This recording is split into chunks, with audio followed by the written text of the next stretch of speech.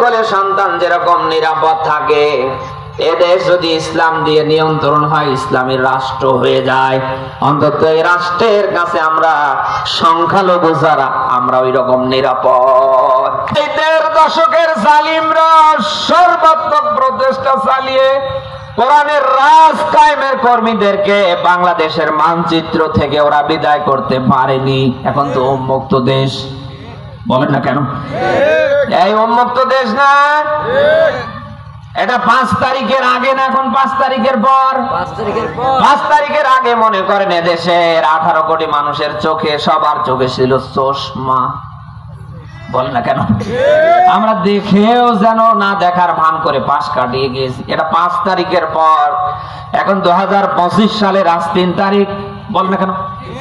এখন কি এই দেশের কারোর চোখে কালা চশমা আছে? আরে ভাই, ১.৫ দশকের জালিমরা আমাদের চশমা পরিয়ে 4 দেয়ালের মাঝখানে বন্দি রেখে ওরা আমাদেরকে দুনিয়ার থেকে বিদায় করবার চেষ্টা করেই সফল হতে পারেনি। এখন তো আমাদের কারোর চোখে চশমা নেই, আমরা চশমা ছাড়াই দেখতে পাচ্ছি কারা কোথায় কি করছে। মন্তব্য করে কখনো গন্তব্য ঠেকানো যায় না। আপনি যে দলেই করেন অসুবিধা নেই, আগামীর বাংলাদেশ যারা কোরআন সুন্নাহ ভিত্তিক চালাতে চায়, আপনি তাদের নিয়ে যতই মন্তব্য করেন, দিন শেষে রাতের বেলায় তাদের বিজয় দেবে কে? বলেন বলেন বলেন। আল্লাহ বলেন ওয়াইনা জুনদানা লাহুমুল গালিবুন। আল্লাহ বলেন আমার কোরআনের পক্ষের কর্মী যারা, দিন প্রতিষ্ঠার কর্মী যারা, আল্লাহ বলেন এরা বিজয়ী হবে। একে বলছেন? আরো জোরে বলেন। আদেব মন্তব্য করে গন্তব্য আটকানো যায় না। আপনি যত বাংলাদেশে আল্লাহর বিধান দিয়ে, রসুলের সুন্নাহ দিয়ে যারা দেশ চালাতে চায়, আপনি তাদের নিয়ে যত বাজে মন্তব্য করবেন, তত বেশি আল্লাহ তাদের বাংলার ঘরে ঘরে পৌঁছে দেবে। আমি সারা বাংলাদেশ ঘুরে ঘুরে শুধু একটা আওয়াজে পাচ্ছি, আগামীর বাংলা হবে কোরআনের বাংলা, আগামীর বাংলাদেশ হবে ইসলামের বাংলাদেশ। আল্লাহ বলেন কাতাবাল্লাহু লা আগলিবান্না আনা ওয়া রাসূলি, আমি আল্লাহ লিখে দিয়েছি, আমি আল্লাহ আমার রসুলের দল যারা করবে তারা বিজয়ী। এই কথা বানালাম না, কোরআনে আছে। আরো জোরে বলেন। আপনি যতই চেষ্টা করেন, যতই ট্যাগ দেয়া শুরু করেন, কোনো লাভ হবে না। ভোট সারা যারা ১.৫ দশকে ক্ষমতার চেয়ারে ছিল, ওরা সর্বাত্মক উল্টা পাল্টা মন্তব্য করে আগামীর বাংলাদেশ যারা কোরআন সুন্নাহ ভিত্তিক চালাতে চায় তাদেরকে দুনিয়ার থেকে বিদায় করতে পারেনি। বলেন না কেন? ওরা সর্বাত্মক প্রচেষ্টা চালিয়েছিল। দিন শেষে রাতের বেলা আমরা দেখতে পাচ্ছি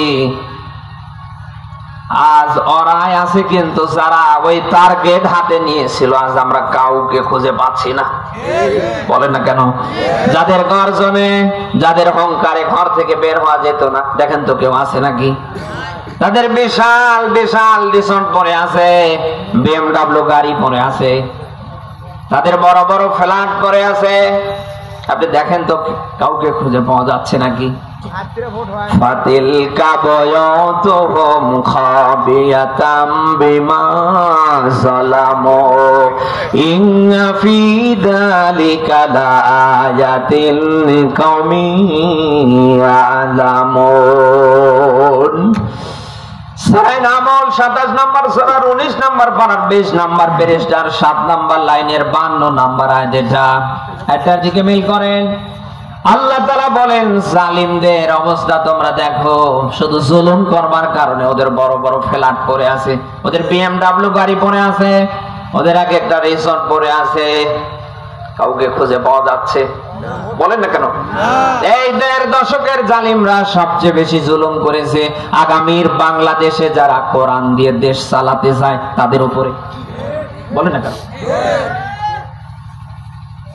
আমি নাম ধরতে পারছি না, কারণ বাংলাদেশ জামাত ইসলামীর নাম নিয়ে ওয়াজ করলে অনেকে সহ্য করতে পারে না, ধাক্কা ধাক্কি শুরু করে দেয়।